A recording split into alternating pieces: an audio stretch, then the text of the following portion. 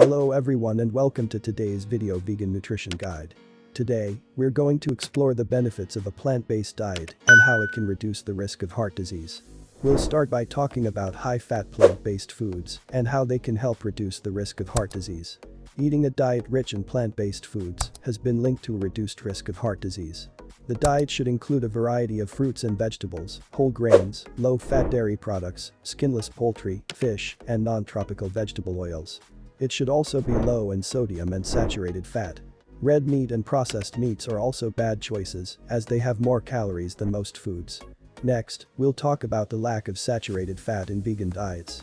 Many popular vegan books assert that vegans do not need protein in their diet. This is an irresponsible position and could seriously endanger your health. While it is rare in high-income countries to suffer from severe protein deficiency, suboptimal protein intake can lower bone and muscle strength and your resistance to infections. Vegans should not give up on protein because many vegan foods are high in protein and other nutrients. High-fat plant-based foods, soy, and carbohydrates are all important components of a balanced vegan diet. To get the most out of a vegan diet, it is important to incorporate a variety of plant-based foods into your meals. Thanks for watching and happy eating.